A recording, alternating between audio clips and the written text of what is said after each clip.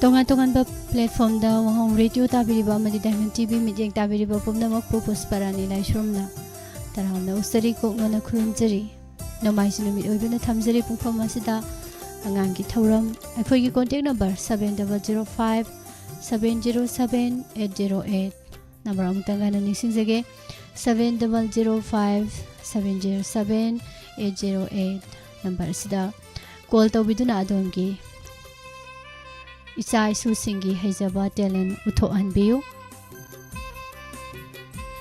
taram noksari saranabir ima susila ibunganjan hojai ngakpa imaibe maning thaukhong iche sadopam bijya sarobin maitei imaibe man taram noksari iche sakin bium nam good afternoon imabi mala konsam lengsin birak iba pumnamak taram na uksari Facebook live tale biriba mayam busu taram na uksari ahan ba call lokhasage hello miss good afternoon miss call to raise kai maming kauge ai ribisna kowe lembisna igi lamdo kari lam haiba singkha se kadom da laibano lembisna akoi che lakpado kai haiba che lakpa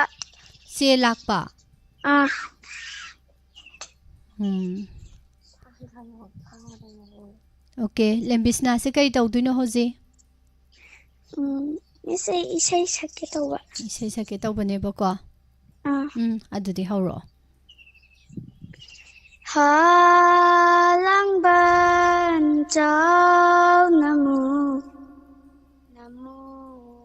likam chumba abu kanto bina langgo onba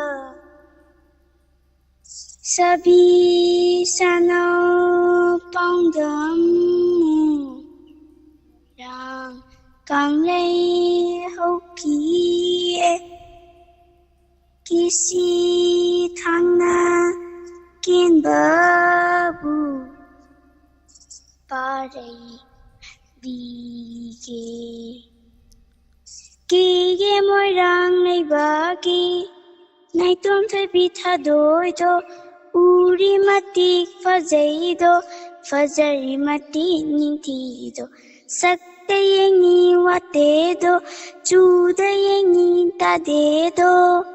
Mapan moy rang thau ki, mit ki mani oi bi do. Ki lak iyai da, mani amangal hawi. Sorarin gilay bakta, thaja manangan gumni, tungda taba samlang na. Tang lâu thình na anh mangi sayo ramen mina lachin nong bu bini chinh khu badi na haki namum lang len thôi video ki môi rang nay ba ki nay tum thay bi tha doi do uri matik fa zai do fazari matik ning thi do sakta yangi wate do Chuda yengi ta de do mapan moy rang thogi mit ki mani oi bi do nura mana waraga lechin mai thong mak bagum nura mana nong hignaraga lechin nong bu bini chingkhu badina hati namum lanen thoi bi do misai de shalage Yam phajakre lembisna gi seise lembisna sahi class kya karage class 4 pai class 4 kari buko kai school da tambano thanga high school da ko lembisna kano isai tambro tamdiya isai sakpi ama oige na khanbro khalle khalle hai se tam duira ba tamdun. Tamdoine. Dudi kanada tamni oza kanada tamni. Khangde miss. Khangde boko. Mm. Yam nungaire dudi oza phaba ma khalaga leibam jaba adegi oza sei tamdui bo oza duga naknaba jaga khalaga ko school kabada su kairoi do bo yengaga boko. Hoi miss. Sei mayam orai dana toroga phajana tammo. Mathangda su sei phajaba ma saklo ko. Miss inaw PM ta pahalake. Pahelo. Hello. Pyro sise jo hoji sei sakto khri duni. Hello. Hello. Kai maming kauge. Lanchen Bi kawe. Sise di sei phajaba ma sakto khre lanchen bi di kari tawdoino.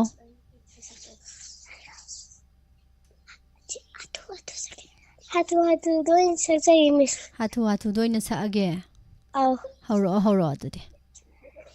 Hatu chatkinu chahi mana pempatri thabigi khujeng paiba lakpa nongba laibakti tahanu khamba saba kongaini nungsi chiron manaido thabigi khujeng paining lad khambagi matau kadaino hatu chatkinu chahi pempatri thabigi khujeng paiba lakpa nongba laibakti tahanu khamba saba kongaini nuksi chiron manaido thabigi khujeng paining ladi khambai matau kadaino.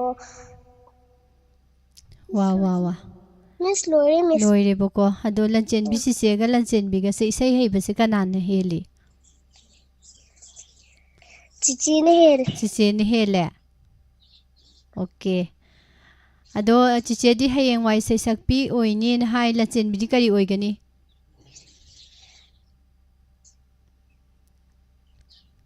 Kai oiduino lanchen bi di kari tamdoino. Miss di dance hoin tamke. Dance hoin tamge ba. Aw. Oh sise ni sei sa aga lanchen mi na dance taw batare ne dudi album ga kum khaidana. Dance am hay bro. Haye miss. Haye. Okay. Adudi jagoi ga yam saram daw male. Yare ko lanchen bi dudi hayeng mu isai phajaba salo ko. Aw miss. Isai sa aga dance taw basu yai duga dance taw ga isai sa su adum yai boko. Aw miss. Okay, bye. Mathangi caller da mu khudong saba pisari.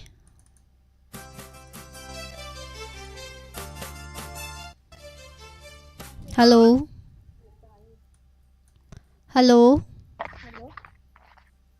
Bima.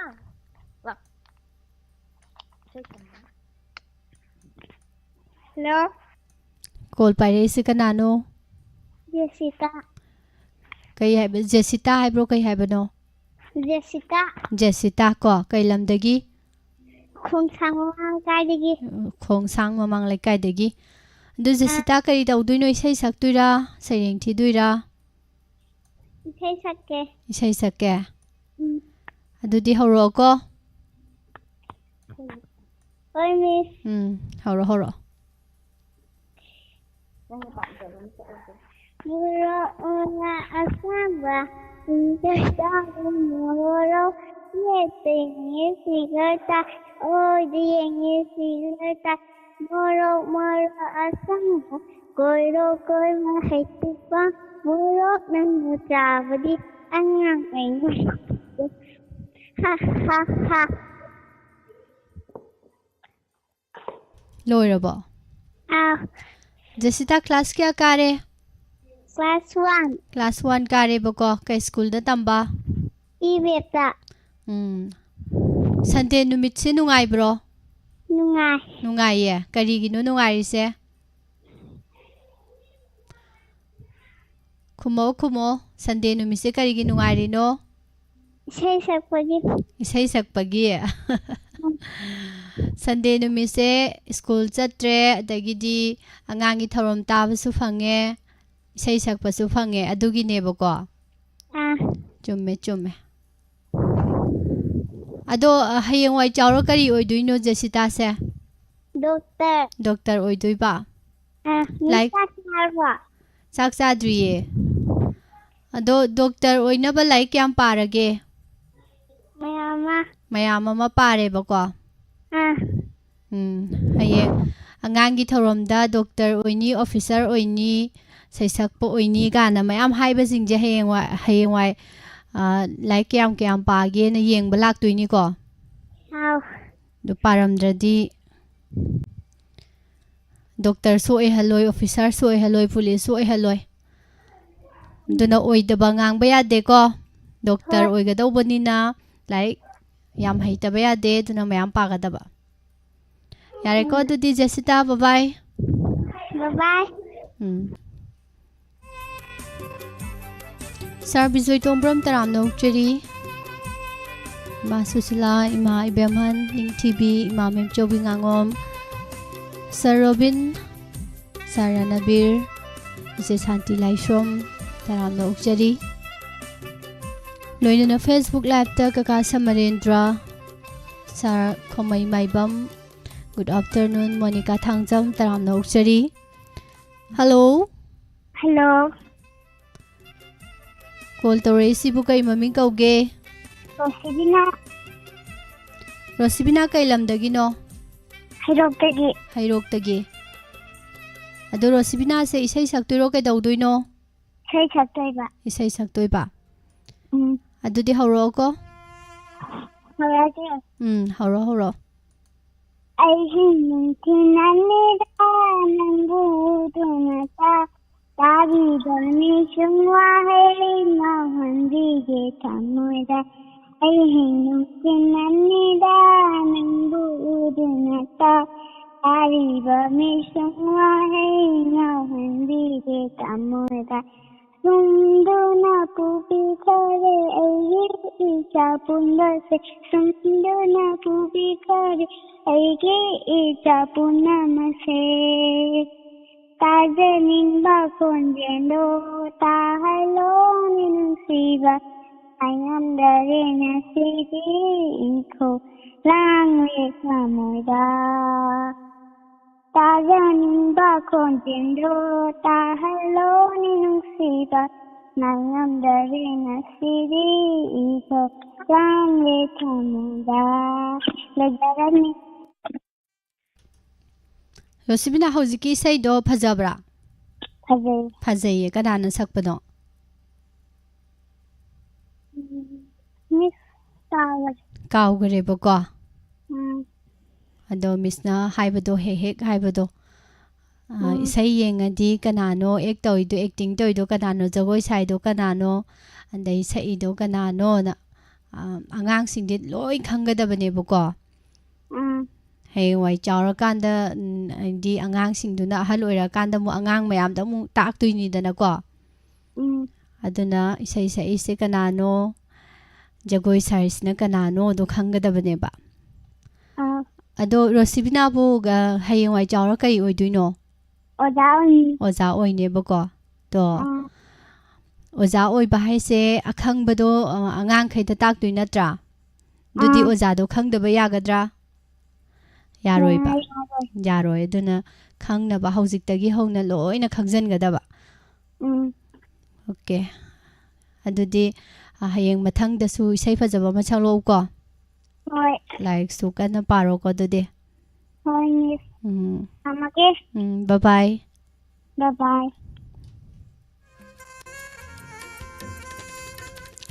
ꯑꯉꯥꯡꯁꯤꯡꯁꯦ ꯀꯩꯅꯣꯝꯅꯤꯀꯣꯅ ꯍꯥꯏ ꯑꯉꯥꯡꯁꯤꯡꯁꯦ ꯃꯥꯒꯤ ꯃꯇꯝꯗꯨꯒꯤꯅꯤ ꯑꯩꯈꯣꯏꯅꯁꯨ ꯑꯩꯈꯣꯏꯒꯤ ꯃꯇꯝꯗ ꯇꯥꯈꯤꯕ ꯏꯁꯩꯁꯦ ꯍꯧꯖꯤꯛꯐꯥꯎ ꯍꯦꯛ ꯀꯥꯎꯗꯅ ꯂꯩꯗꯅꯀꯣ ꯑꯗꯣ ꯃꯇꯝꯗꯨꯗꯁꯨ ꯄꯥꯝꯖꯅ ꯌꯦꯡꯕ ꯄꯥꯝꯖꯅ ꯉꯪꯕꯁꯦ ꯑꯗꯨꯝ ꯆꯠꯅꯩꯗꯅ ꯅꯤꯡꯊꯤꯕꯤ ꯑꯗꯨꯅ ꯑꯩꯗꯤ ꯑꯗꯨ ꯑꯣꯏꯔꯁꯨ ꯑꯗꯨꯝ ꯉꯛꯏ ꯍꯥꯏꯇꯥꯔꯦ ꯍꯧꯖꯤꯛꯀ ꯂꯩꯔꯤꯕ ꯑꯉꯥꯡꯁꯤꯡꯒꯤ ꯆꯍꯤ ꯃꯇꯥꯡꯒ ꯑꯩꯈꯣꯏꯗ ꯑꯉꯥꯡ ꯑꯣꯏꯔꯛꯄꯒꯤ ꯆꯍꯤ ꯃꯇꯥꯡꯒ ꯌꯥꯝ ꯈꯦꯠꯅꯩ ꯑꯩꯈꯣꯏꯗꯤ ꯆꯍꯤ 14-15 ꯑꯗꯨꯝ ꯑꯉꯥꯡꯅꯦꯅ ꯑꯗꯨꯝ ꯈꯜꯂ ꯂꯩ ꯍꯧꯖꯤꯛꯇꯤ ꯆꯍꯤ ꯁꯔꯨꯛ ꯌꯥꯔꯛꯏꯁꯦ ꯆꯍꯤ 3-4ꯒꯤ ꯑꯉꯥꯡ ꯉꯥꯛꯇꯅꯦꯕ 4-5ꯒꯤ ꯑꯉꯥꯡ ꯉꯥꯛꯇꯅꯦ ꯑꯗꯨꯅ ꯑꯩꯗꯤ ꯇꯁꯦꯡꯅ ꯀꯤ ꯍꯥꯏꯇꯥꯔꯦ Isayse mate amtaga ngangbga akoinaga ngangba ngambote nungtigi hangat handa tariba isayni dorsu ngangba haijade haijariba.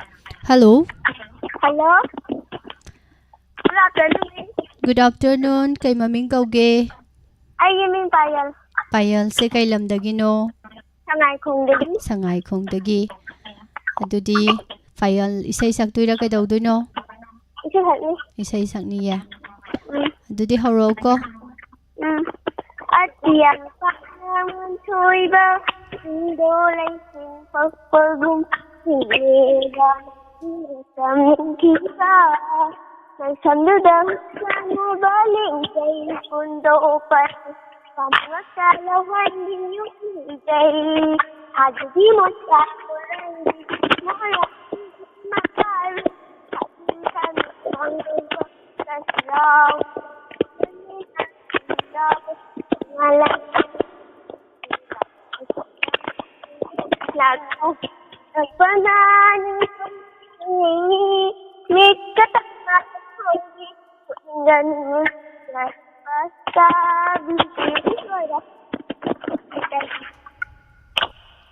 Hello? Loira. Kaino Payal isay sakna jagoy su sabro? Sada. Sadiya. Loud speaker thadok pro mobile do? Sadokta. Thadokte bako. Ina kubara ke. Pahelo.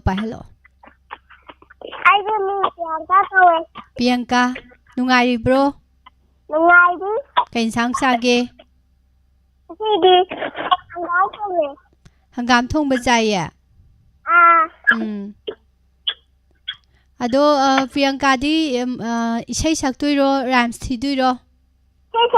Isay sake. Horo adudi.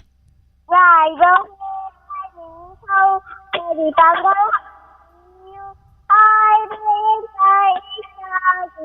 Nanga tonga you wala gora tamda inalay kamiko nangana bisanga ima ano so Nisoy. Priyanka ga chicega se masak phajaba kadana heli? Ay na heli. Oh, Priyanka na hele ba? Kay hay ba? Isay amaga sake. Mathang do ina sa o mathangi Sunday da. Hoy. Ado Priyanka kaino class kya karage? Class 1 kare. Class 1 kare.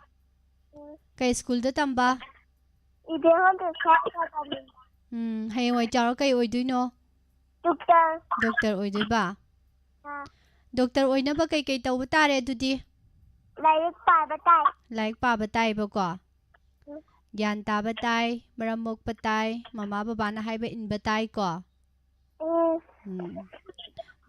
Maram yamo Priyanka se masak su fajay hay sise dagi su hele hay doctor su oini hay gyan yam tare do isay fajaba ma mathangga amuk sagla ani su hay re do ngasigidi bye bye tawar si ko adudi.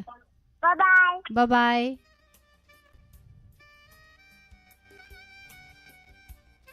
Tiam taram no sari ming phajaba duga hapseladi nungai dawni ID se nene somobala ningombam taram no sari thagachari khoirom nanaubi taram no ukchari kaka samarendra Facebook live telengsen biriba loinana pabung zenta kubar pabung se hospital na laibiba mali pabung yam thuna pharo live chat te yam udab se nuaite sum uramaga basara tombi choro khaibam taram no ukchari ise sakin biyum nam Miss Tandan Sarana Bir Liglay Imam Chobi Ibung Anjan ise singtham inausa taram no ukchari thagachari pumnamak ning TV live telengsen biriba mayam. Hello. Hello. Good afternoon. Tadrobo. Kay maming kauge call to race bo. Sangkwandi. Sangkhonbi. Hoi. Nungairibro.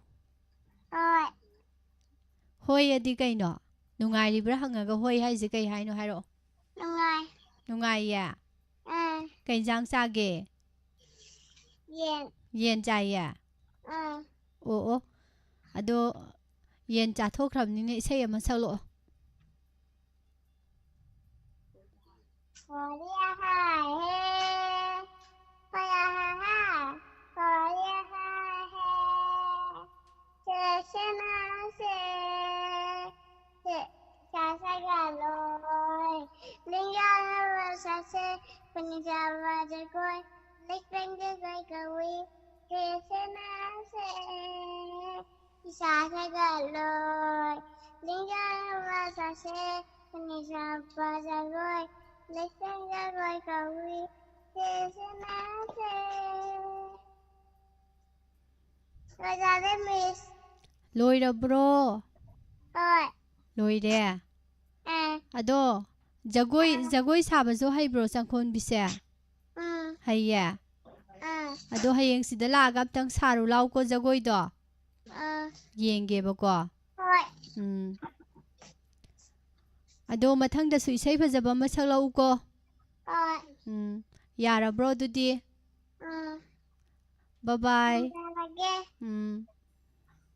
Bye. Bye bye. Taram no chiri mawahengbam subita icheri nahidam. Thagachari nene memi.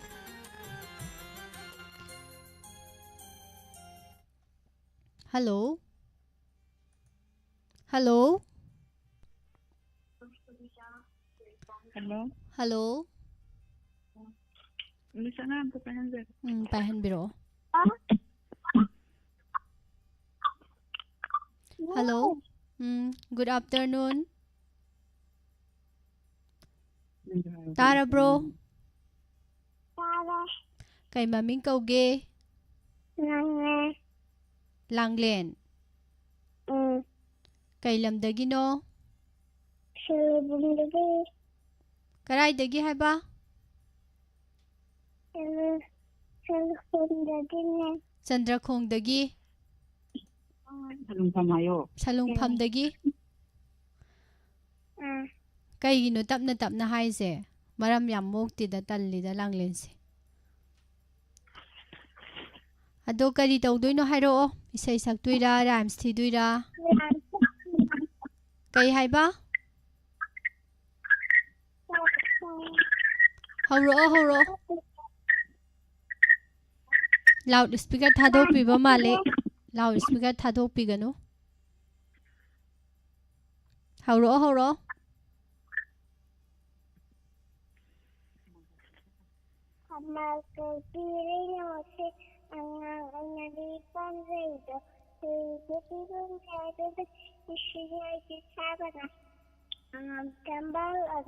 Tambal usaladi tambal injuloy na pamdito. Loire bako.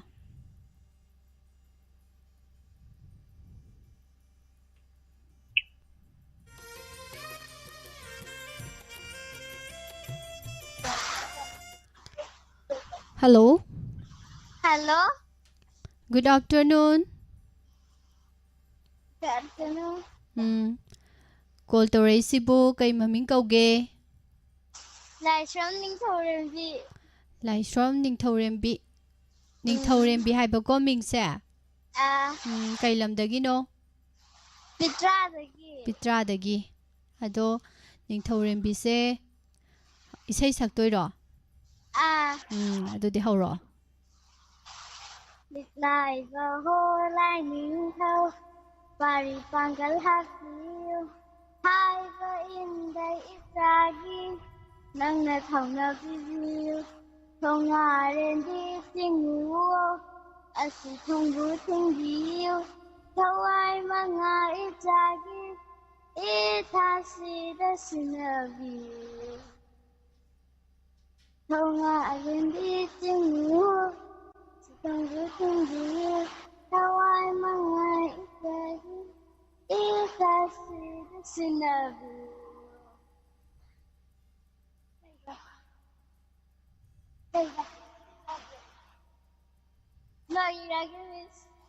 ꯀꯩꯗꯧꯔꯒꯦ Hey, ꯍꯩꯇꯔꯦꯕꯀꯣ ah, ꯍꯩꯇꯔꯦ ꯍꯥꯏꯒꯅꯨꯋꯣ ꯍꯩꯇꯔꯦ ꯍꯥꯏꯒꯅꯨ kaugare hayo kaugare ꯍꯩꯕꯒꯤꯅꯦꯕ ꯁꯛꯂꯛꯏꯗꯣ ꯑꯗꯨꯒ ꯃꯔꯛꯇ ꯂꯦꯞꯈ꯭ꯔꯤꯗꯨꯅ kaugibagꯤꯅꯦꯕꯀꯣ ꯑꯗꯨꯅ ꯍꯩꯇꯔꯦ ꯍꯥꯏꯕ ꯌꯥꯗꯦꯕꯀꯣ ꯅꯤꯡꯊꯧꯔꯦꯝꯕꯤꯒꯤ ꯃꯤꯡꯁꯦ ꯌꯥꯝ ꯐꯖꯩ ꯀꯅꯥ ꯊꯣꯟꯕꯤꯔꯤꯅꯣ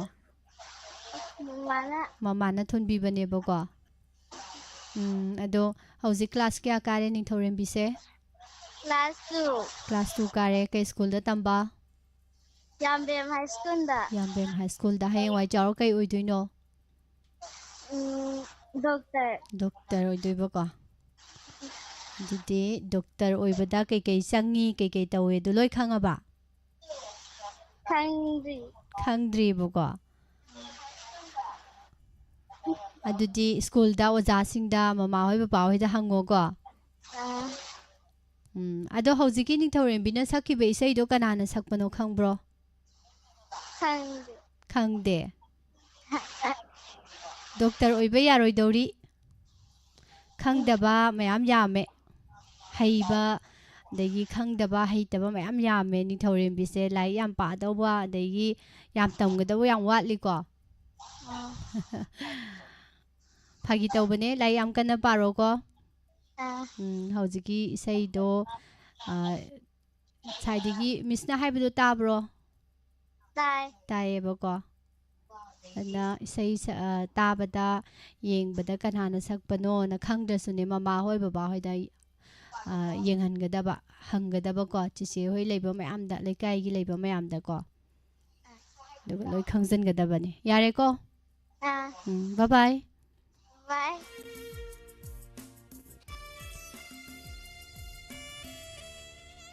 ꯅꯤꯅꯦ ꯕꯤꯅꯣꯗꯤꯅꯤ ꯇꯔꯥꯝꯅ ꯑꯣꯛꯆꯔꯤ ꯊꯥꯒꯠꯆꯔꯤ ꯁꯥꯔ ꯈꯣꯏꯔꯣꯝ ꯔꯣꯕꯤꯟꯗ꯭ꯔꯣ ꯁꯥꯔ ꯕꯤꯖꯣꯏ ꯇꯣꯡꯕ꯭ꯔꯝ ꯀꯦ ꯑꯦꯁ ꯑꯦꯁ ꯃꯦꯗꯥꯝ ꯔꯦꯅꯨꯕꯂꯥ ꯇꯔꯥꯝꯅ ꯑꯣꯛꯆꯔꯤ ꯅꯤꯡꯊꯤꯕꯤ ꯏꯆꯦ ꯔꯤꯅꯥ ꯍꯤꯗꯝ ꯃꯦꯗꯥꯝ ꯕꯤꯅꯥ ꯊꯧꯗꯥꯝ ꯇꯔꯥꯝꯅ ꯑꯣꯛꯆꯔꯤ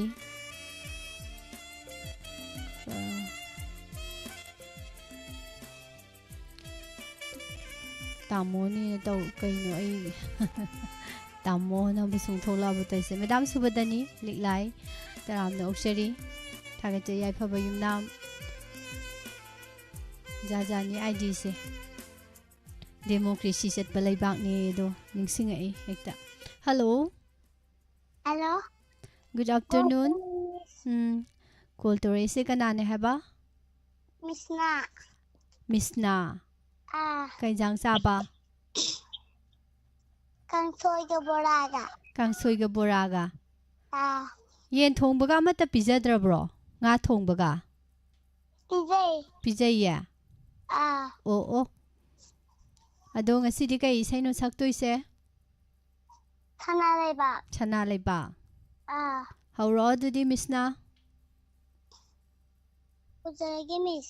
ꯍꯧꯔꯣ ꯍꯧꯔꯣ Sana Laiba Manipur, Manipur, Sana Laiba Manipur, Manipur, Oh Loinangi Manipur, Manipur, Oh Loinangi Manipur, Manipur, Laijangi Mane, Naraki Lairang, Laijangi Mane, Naraki Lairang, picked up mga Zaupini, picked up mga Zaupini, Sana Laibang Manipur, Manipur, Sana Laibang Manipur, Manipur, Oh Luinangi Manipur, Manipur, Oh Luinangi Manipur, Manipur, Jingungumdagi Horapi, Jinguna Balon Tarbi,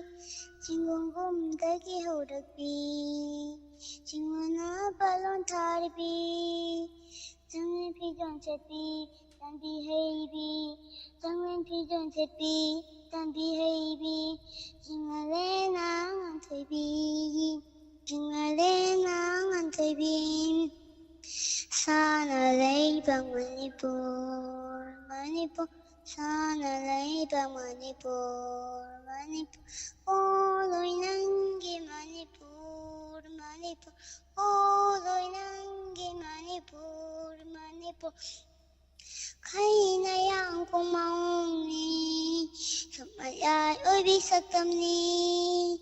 Kainayang kumauni, sumayay oy bisagtam ni. Korogi ahan ba kong taba moy dibi, korogi ahan ba kong taba moy dibi. Nasa naman mo haybi, koro namin ang itingbi. Nasa naman mo haybi, koro namin ang itingbi. Sana leibang Manipur, Manipur. Sana leibang Manipur, Manipur. Uloy nanggi Manipur, Manipur. Uloy nanggi Manipur, Manipur. Sana leibang Manipur, Manipur. Sana leibang Manipur, Manipur. Sana na gon tinbalam, lupa na itagtaw balam. Sana na gon tinbalam, lupa na gon tinbalam. Sambalatiyada pinjangoybi, sambalatiyada pinjangoybi. Jingale nangan toybi, jingale nangan toybi. Sana leibang Manipur, Manipur. Sana leibang Manipur, Manipur. Kuloy ng Manipur, Manipur. Kuloy nanggi Manipur, Manipur. Thank you, Miss. Yam phajaba isai masaktora'e kanana tambirino Miss na isaise Isana dum phajabani. isana dum phajabaneboko mobile da guitar ga phariro mathangdadi kai sakani dudi mathangda mu kari saktoinoba Khangde. khangde ama muk tamduiboko mathangda saknaba haiji kai haino Tamduine. tamduine ji kai hainoba Hoy saktuine. adudi amta noglo yenge phajabar yenge tamo ko dudi mathangda mu mayamda muk tahalasi ko isai phajaba mamo bye bye Bye bye.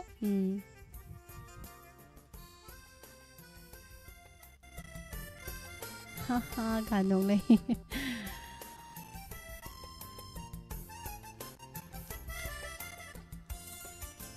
Tagasari mayam pumnamak ibung ningthem laisung thongzo kuire udaba Madam bina thodam isei haina duni sanale pang Manipur ga hikta saktore goi naha chahi tare ni panch maina dai sinom ta sanale ba Manipur ga se saksa de ngangja de thaklang saktore Sir Bisoi Madam bina thodam Sir Pramjit Hudrom Thagachari Sir Bagira ningthozam Nauna langsin birakpa Ima Manitombi Yumnam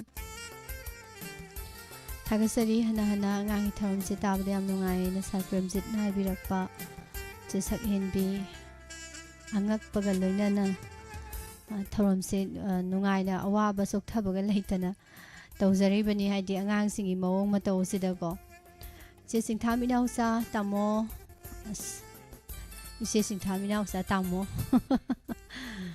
azai ibungan jano jai ngakpa Thagachari Ima Ranjana Tongbram Ise Ranjita Ngangom Punamakpo Taramna Okchari Duga Facebook Live ta leibiribasing thiam yam haina haibi ibung Robindro Laishrom Taramna Okchari Rahul Tonjam Thagachari Facebook ta leibiribasing buso mathangi call laukhasage hello Good afternoon Good afternoon, Miss. Kay maming kauge call tawray sibo. Napo kathe mambidagi Changkhombi Khumuram. Oh, kay insang zagi changkhonbi. Pani Pan Iromba. Pan iromba chaiye. Mm. Oo, ado hujik karino tawraktuise? Rhymes. Rhymes. Mm. Adudi horo ko? Mm. Sagon Sagon Karubi Rasireibi Nungsibi Raira Macha Khambana Sagon Nangbu Taubadi Rai Macha Gumphadedo Yengba Pemba Naidedo Sagon Sagon Karubi Rasireibi Nungsibi Loijare Miss. Loirabo. Sagon masak khangbro changkhonbi? Khangi. Khange. Rasi leibrane? Rei. Sagon karubido rasi leibako? Adudi mayamsu loi khangani ko? Sagon karubi se rasi lei haibase? Adudi mathangda su rhymes phajaba mamu thiro ko? Asigidi bye bye. Hoi Miss.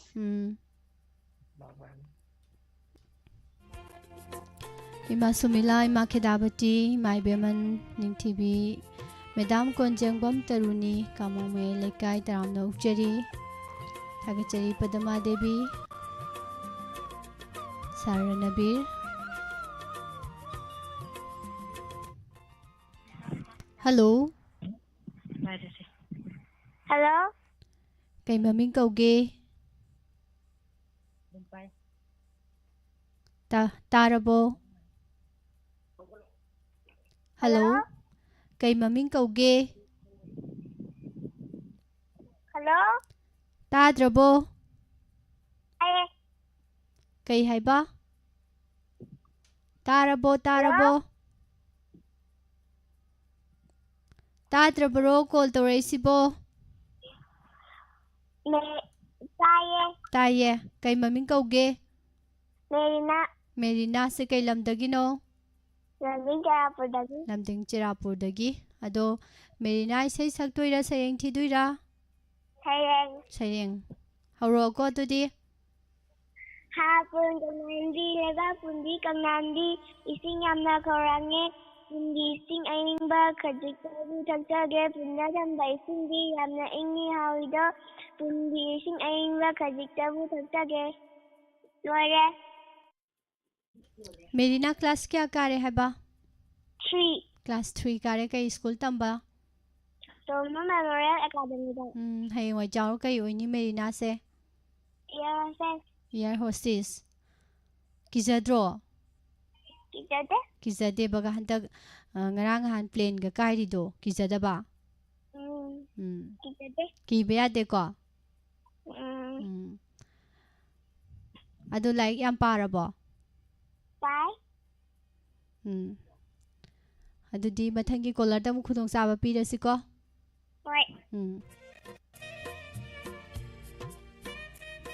Ima Sumati Lai from Taram no Uksari, Je Sanji Leima, Nalexin Birakpa,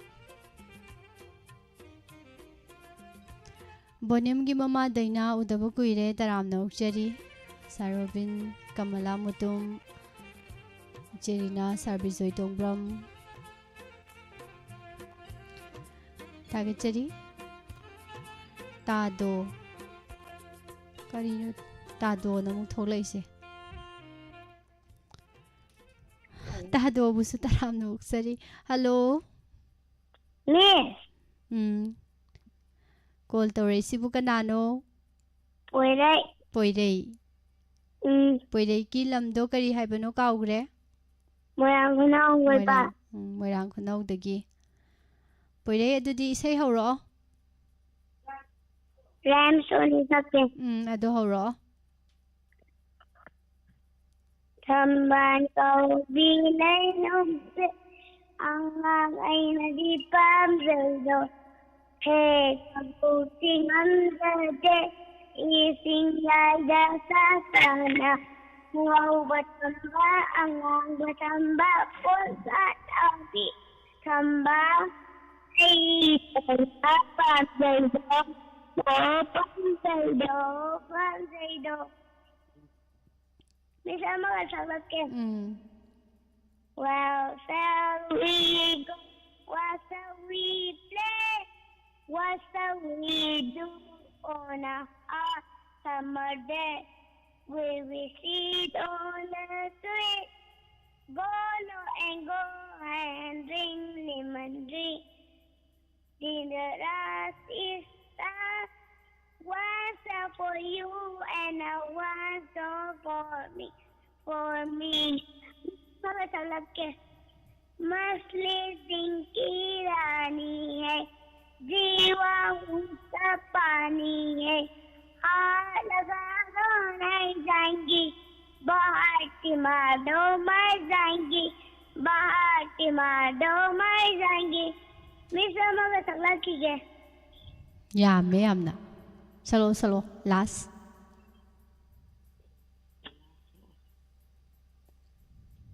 yang siyong saksay mamina kayam tong liba tong kalata pajaba mitani se kanguse hai nabadi kuire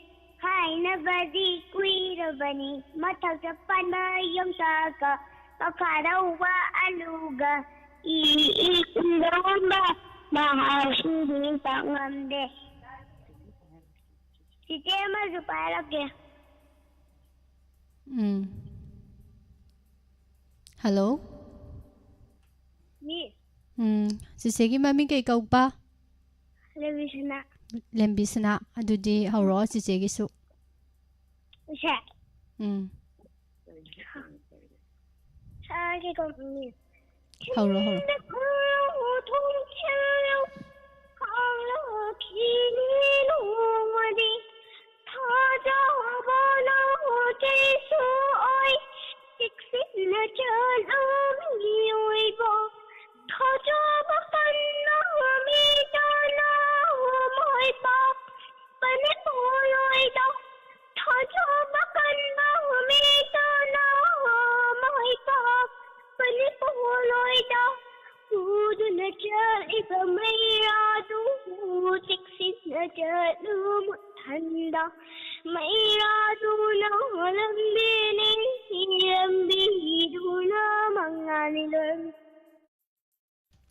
Yang pazagare siche gisai su yare ko dudi mathang da su phaza ba tawro ko bye bye bye bye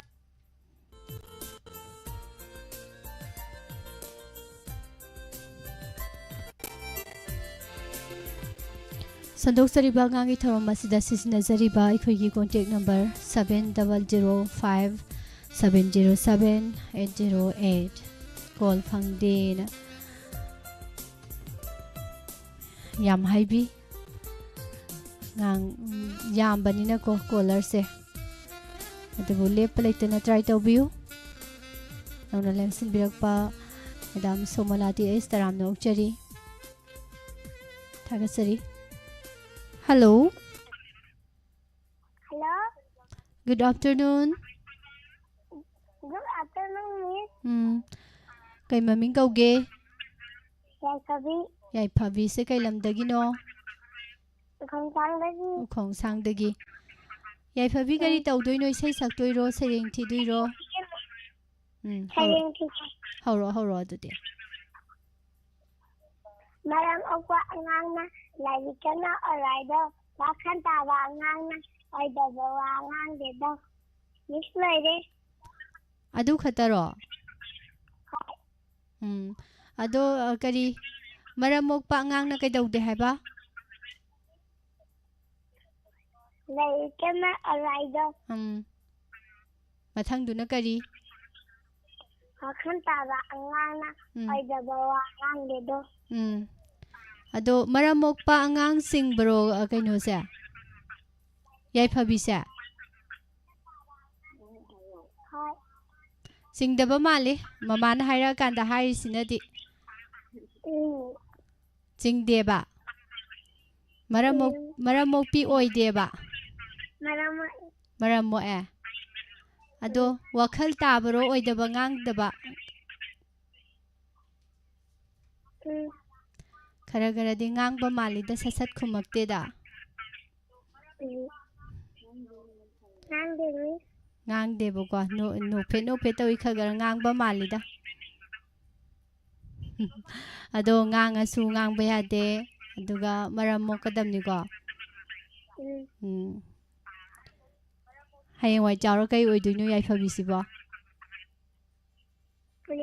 police ꯑꯣꯏꯗꯣꯏꯕ ꯑꯗꯨꯅꯤ police ꯑꯣꯏꯗꯧꯔꯕꯅꯤꯅ ꯑꯣꯏꯗꯕ ꯉꯥꯡꯕ ꯃꯤ ꯐꯥꯔꯒ ꯍꯌꯦꯡ ꯋꯥꯔꯛꯀꯗꯣꯏꯅꯤ ꯑꯗꯨꯅ ꯌꯥꯏꯐꯕꯤ ꯑꯣꯏꯗꯕ ꯉꯥꯡꯕ ꯌꯥꯗꯦ ꯃꯔꯝ ꯃꯣꯛꯀꯗꯕꯅꯤ ꯂꯥꯏꯔꯤꯛ ꯀꯟꯅ ꯄꯥꯒꯗꯕꯅꯤꯀꯣ ꯌꯥꯔꯦ ꯕꯥꯏ ꯕꯥꯏ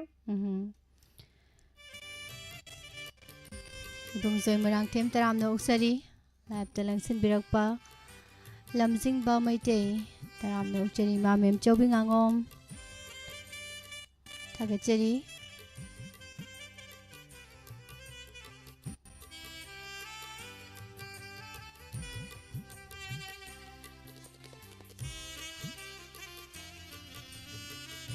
ꯊꯥꯒꯠꯆꯔꯤ ꯃꯦꯗꯥꯝ ꯅꯤꯡꯊꯧꯖꯃꯂꯥ ꯃꯦꯗꯥꯝ ꯕꯤꯅꯥ ꯁꯈꯤ ꯑꯇꯣꯞꯄꯝ ꯒꯨꯗ ꯑꯐꯇꯔꯅꯨꯟ ꯔꯟꯖꯤꯠ ꯁꯔꯃ ꯀꯣꯡꯕ꯭ꯔꯥꯏ ꯂꯥꯠꯐꯝ ꯒꯨꯗ ꯑꯐꯇꯔꯅꯨꯟ ꯊꯥꯒꯠꯆꯔꯤ ꯐꯦꯁꯕꯨꯛ ꯂꯥꯏꯞꯇ ꯂꯩꯕꯤꯔꯤꯕꯁꯤꯡꯕꯨꯁꯨ ꯇꯔꯥꯝꯅ ꯑꯣꯛꯆꯔꯤ ꯀꯣꯜ ꯑꯃꯨꯛ ꯂꯧꯈꯠꯆꯒꯦ ꯍꯜꯂꯣ ꯍꯜꯂꯣ ꯒꯨꯗ ꯑꯐꯇꯔꯅꯨꯟ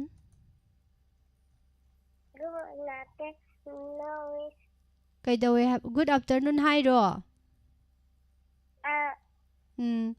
ꯀꯩ ꯃꯃꯤꯡ ꯀꯧꯒꯦ ꯀꯣꯜ ꯇꯧꯔꯛꯏꯁꯤꯕꯣ ꯂꯝꯖꯤꯡꯕꯤ ꯊꯧꯗꯥꯝ ꯂꯝꯖꯤꯡꯕꯤ ꯀꯩ ꯂꯝꯗꯒꯤ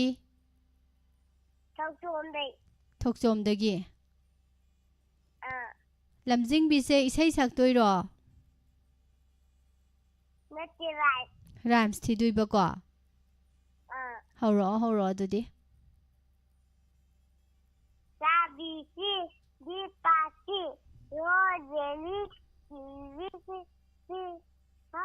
Delicious, I shall book, let me too. He said that it's you. Yes, yes, yes.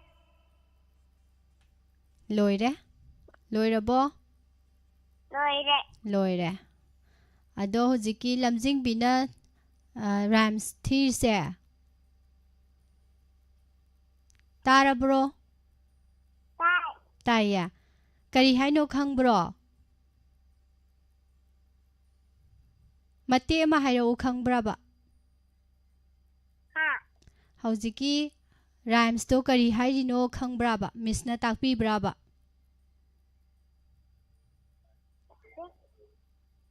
ꯀꯩ ꯍꯥꯏꯅꯣ ꯇꯥꯗ꯭ꯔꯦ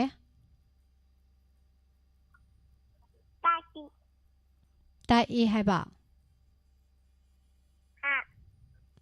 ꯑꯗꯨ ꯈꯪꯗꯦꯕ ꯑꯗꯣ ꯍꯌꯦꯡꯋꯥꯏ ꯆꯥꯎꯔ ꯀꯩ ꯑꯣꯏꯅꯤ ꯂꯝꯖꯤꯡꯕꯤꯁꯦ ꯗꯣꯛꯇꯔ ꯑꯣꯏꯅꯤ ꯍꯥꯏꯔꯒ ꯃꯤꯁꯅ ꯇꯥꯛꯄꯗꯣ ꯀꯔꯤꯒꯤ ꯈꯪꯗ꯭ꯔꯤꯅꯣꯕ ꯈꯪꯗ꯭ꯔꯗꯤ ꯃꯤꯁꯇ ꯑꯃꯨꯛ ꯍꯪꯒꯗꯧꯕꯅꯦꯕꯀꯣ ꯁ꯭ꯀꯨꯜꯗ ꯁꯥꯔ ꯃꯤꯁ ꯃꯦꯗꯥꯝ ꯂꯩꯁꯤꯡꯗꯣ ꯑꯗꯨꯅ ꯇꯥꯛꯄꯗꯣ ꯈꯪꯗ꯭ꯔꯗꯤ ꯀꯥꯎꯈ꯭ꯔꯗꯤ ꯑꯃꯨꯛ ꯍꯪꯒꯗꯕꯀꯣ ꯑꯗꯣ ꯍꯪꯗ꯭ꯔꯗꯤ ꯈꯪꯉꯔꯣꯏ ꯈꯪꯗ꯭ꯔꯗꯤ ꯍꯌꯦꯡ ꯗꯣꯛꯇꯔ ꯑꯣꯏꯕ ꯌꯥꯔꯔꯣꯏ ꯇꯥꯔꯕ꯭ꯔꯣ ꯂꯝꯖꯤꯡꯕꯤ ꯇꯥꯏꯌꯦ ꯑꯗꯨꯅ ꯗꯣꯛꯇꯔ ꯑꯣꯏꯅꯕ ꯈꯪꯗꯕꯗꯤ ꯃꯤꯁꯇ ꯁꯥꯔꯗ ꯃꯦꯗꯥꯝꯗ ꯍꯪꯒꯗꯧꯅꯤꯀꯣ ꯌꯥꯔꯦꯀꯣ ꯏꯃꯥ ꯂꯇꯥ ꯂꯩꯃ ꯇꯔꯥꯝꯅ ꯑꯣꯛꯆꯔꯤ ꯁꯤꯎꯁꯤꯡꯒꯤ ꯈꯣꯟꯖꯦꯜ ꯇꯥꯕꯗ ꯌꯥꯝ ꯅꯨꯡꯁꯤꯅ ꯍꯥꯏꯕꯤꯔꯛꯏ ꯊꯥꯒꯠꯆꯔꯤ ꯁꯥꯔ ꯈꯣꯝꯃꯩ ꯃꯥꯏꯕꯝ ꯉꯥꯏꯕ ꯀꯜꯂꯗꯤ ꯕꯁ ꯂꯥꯛꯏꯅ ꯐꯣꯟ ꯐꯪꯉꯤ ꯌꯥꯏꯐꯕꯤꯗꯣ ꯏꯆꯥꯅꯨꯄꯤꯅꯤ ꯃꯤꯁꯅ ꯍꯥꯏꯕꯤꯔꯛꯏ ꯌꯥꯝ ꯅꯨꯡꯉꯥꯏꯖꯔꯦ ꯁꯥꯔ ꯂꯝꯖꯤꯡꯕ ꯃꯩꯇꯩ ꯏꯆꯦ ꯁꯛꯌꯦꯟꯕꯤ ꯏꯆꯦ ꯂꯂꯤꯇꯥ ꯌꯦꯡꯈꯣꯝ ꯁꯥꯔ ꯔꯣꯕꯤꯟꯗ꯭ꯔꯣ ꯏꯕꯨꯡꯉꯥꯟꯖꯟ ꯌꯥꯏꯐꯕ ꯏꯕꯨꯡꯖꯣꯏ ꯇꯔꯥꯝꯅ ꯑꯣꯛꯆꯔꯤ ꯊꯥꯒꯠꯆꯔꯤ ꯍꯟꯅ ꯍꯟꯅ ꯁꯥꯔ ꯅꯕꯤꯔ ꯊꯝꯃꯝꯗ꯭ꯔꯦꯅꯦ ꯇꯧꯔꯤꯁꯦ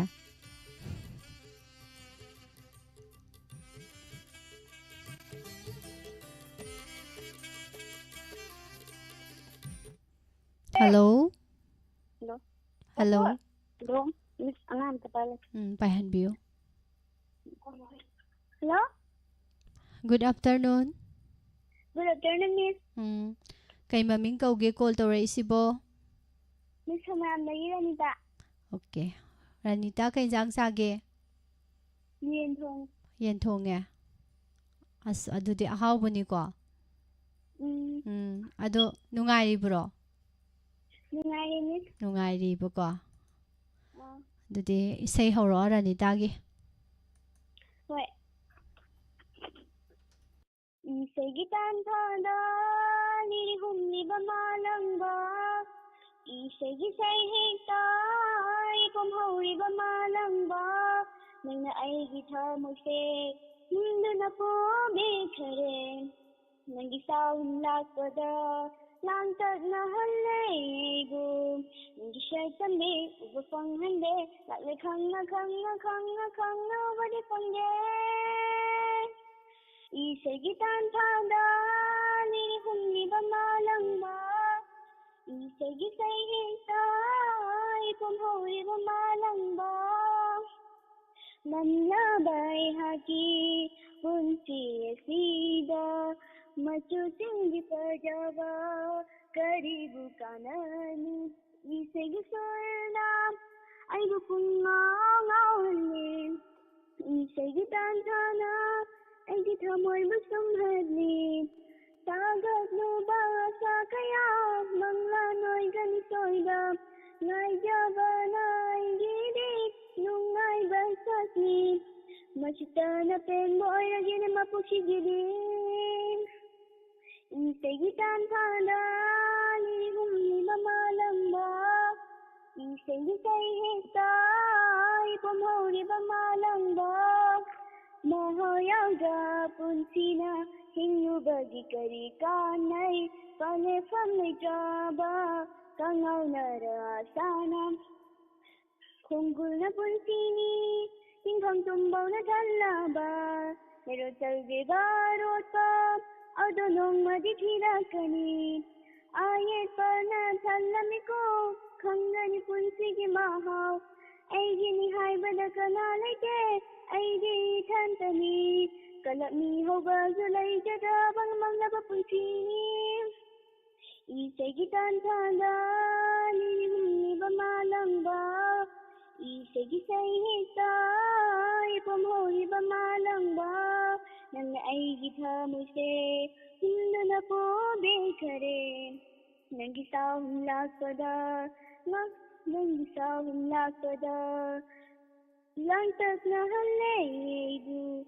Nangi shagtambe uba panghande lakle khangna wadi pangge.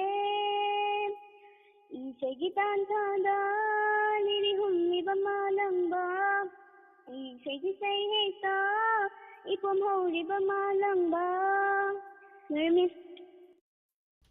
Yam phajagre Ranitagi phajaba isay mayamda tahanba ko. Yam nungai. Isay yam haire. Hello? Tarabro Ranita. Tare, Miss. Isay yam phajare. Isay yam haire. Phajaba isay mayamda tahanba ko. Mathangdasu phajaba masaksi ko adudi call phangadi. Hi, Miss. Okay, bye-bye.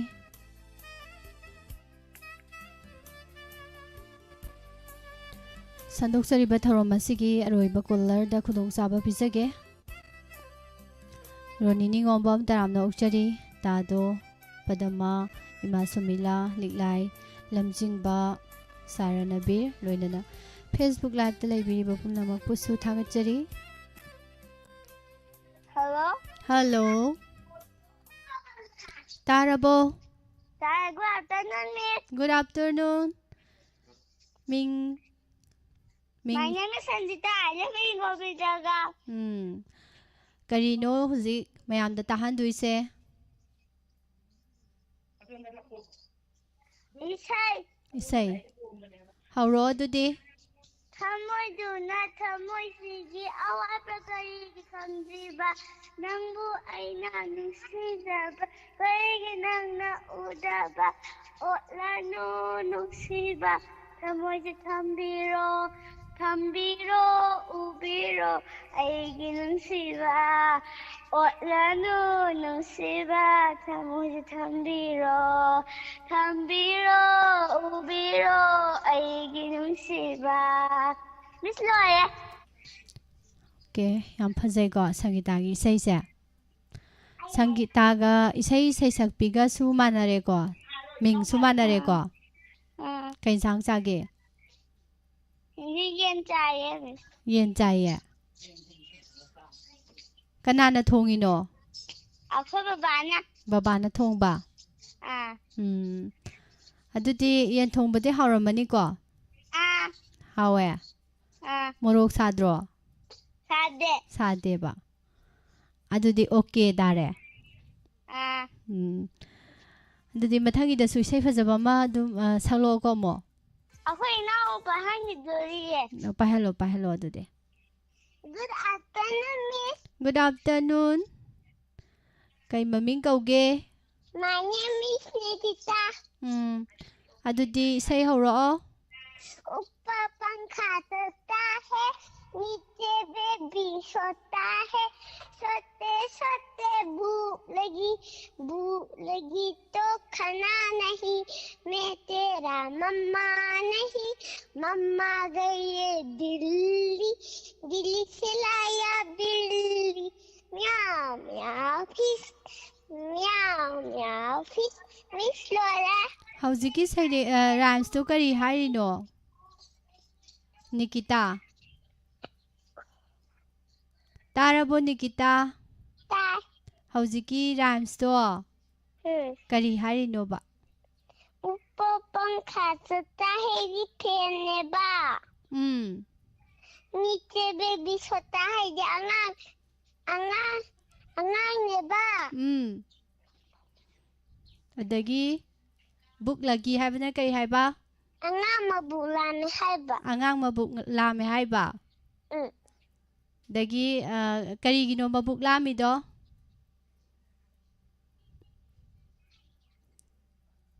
ꯈꯪꯗ꯭ꯔꯦ? ꯈꯪꯗꯦ. ꯃꯈꯥꯗꯣ ꯍꯌꯦꯡ ꯃꯤꯁꯇ ꯑꯃꯨꯛ ꯍꯪꯉꯛꯑꯣꯀꯣ. ꯌꯥꯔꯦ ꯑꯗꯨꯗꯤ ꯕꯥꯏ. ꯕꯥꯏ.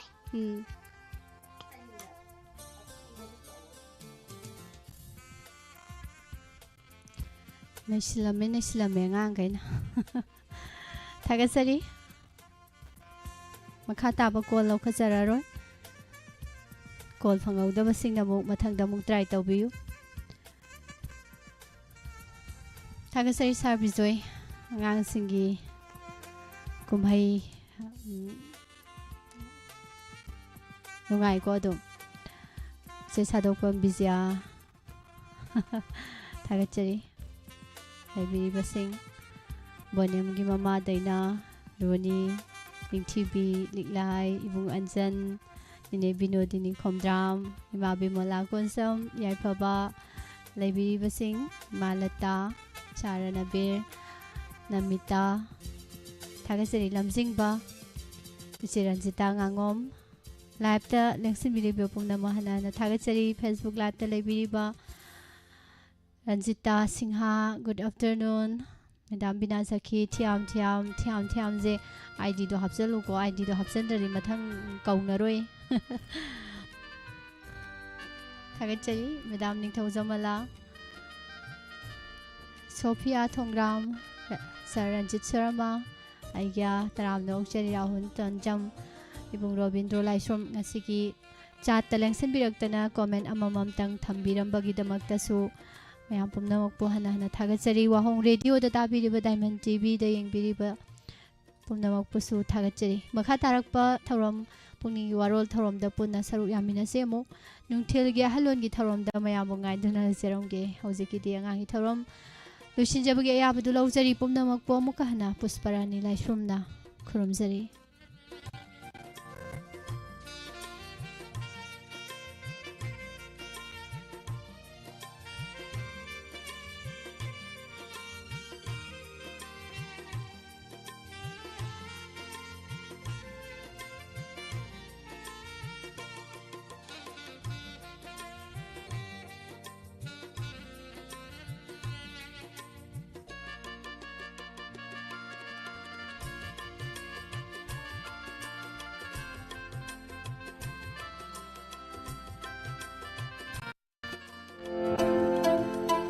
Hangdukchari Saki Dental and Aesthetic Clinic Thawal Melagrao near Chawyama Higher Secondary School. Hariba clinic asida phangbigadaba khudongchaba singdi ya tara phaba ya sengba ya satpa ya hapa ya gi crown hapa ya ngauthokhanba root canal treatment amadi ya menba asina singba ya ga mari leinaba leina tina kya lahingzari loina loina maithongi oina hydra facial metho hapa amadi dimple hapa gi su khudongchaba pizari hariba khudongchaba singasi yengbiba lakpa matamda doctor gi aying man logjaru amadi treatment gi sarsu discount pizari Maram asina lengsin biro Saki Dental and Aesthetic Clinic Thawal Mela Ground near Chawyama Higher Secondary School. Lying magi matam ayuk pung taradagi na nungthil pung taruk phawagi khudong chaba thamjari akopa marol gi dama pau phawbiyo 8415943847 amukana 8415943847 Saki Dental and Aesthetic Clinic Thawal Mela Ground. Admission open.